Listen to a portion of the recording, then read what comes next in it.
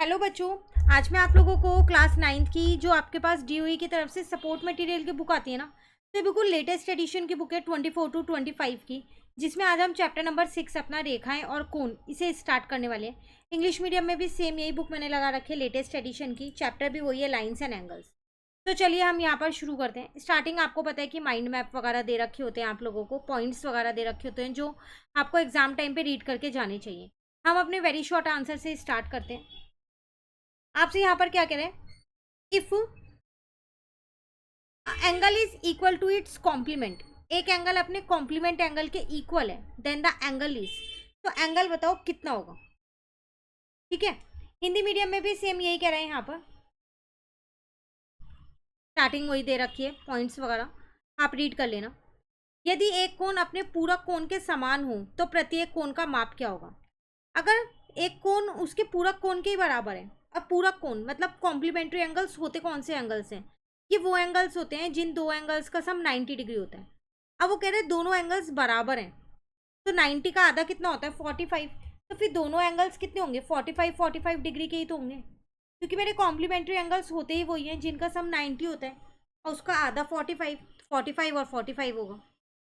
ठीक है, नेक्स्ट कह रहे हैं in the given figure for what value of x plus y A B C will be a straight line.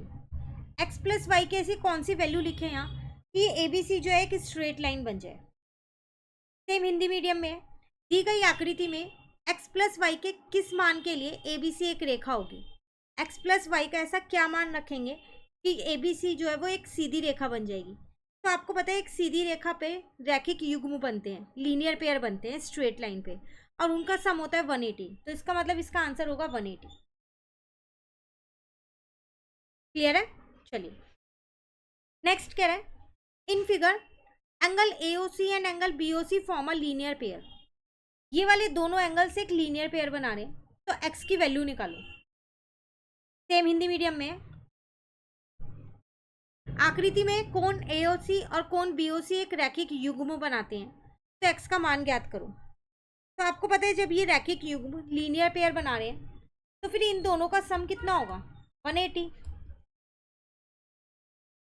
तो 6x is equals to 180, x कितना आ जाएगा मेरे पास 30 डिग्री।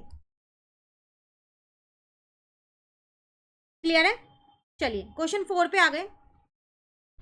नेक्स्ट क्वेश्चन नंबर 4 है हमारे पास, कह रहे the reflex angle of 110 is, 110 का reflex angle बताना है। अगर हिंदी मीडियम में देखें तो 110 का प्रतिवर्ती कोण बताना है। तो जब भी प्रतिवर्ती कोण बताना हो ना किसी का भी, तो आपको क्या करना है 360 में से उसको माइनस कर देना है बस, और कुछ भी नहीं करना। तो 250 आपका यहाँ पर आंसर आ जाएगा। क्लियर, चलिए क्वेश्चन 5 है one of the angle of a pair of supplementary angle is 10 more than its supplement then the angles are. कह रहे जो सप्लीमेंट्री एंगल्स होते हैं ना उसमें जो एक एंगल है ना वो दूसरे एंगल से 10 डिग्री ज़्यादा है, और सप्लीमेंट्री एंगल्स आपको पता है कौन से होते हैं, वो दो एंगल्स जिन दो एंगल्स का सम 180 होता है। तो बताओ फिर वो एंगल्स होंगे क्या। हिंदी मीडियम में आपके पास संपूरक कोणों का एक युग्म में एक कोण दूसरे कोण से 10 अधिक है, तो कोणों का माप क्या होगा।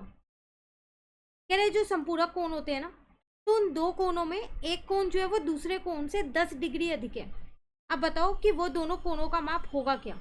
तो देखो ए तो किसी भी हाल में नहीं हो सकता, 90 है, इक्वल तो है ही नहीं ना, 10 का फर्क है दोनों में। ये भी नहीं होगा, इनमें 10 का फर्क नहीं है, ये भी नहीं होगा, इनमें 10 का फर्क नहीं है।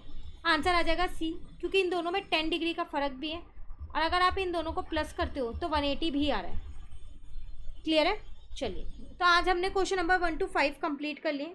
नेक्स्ट क्लास में आगे के क्वेश्चंस करेंगे। इस बुक के और चैप्टर्स भी इसी चैनल पे अपलोड है, तो आप उन्हें वहाँ से कवर कर सकते हैं। Thank you.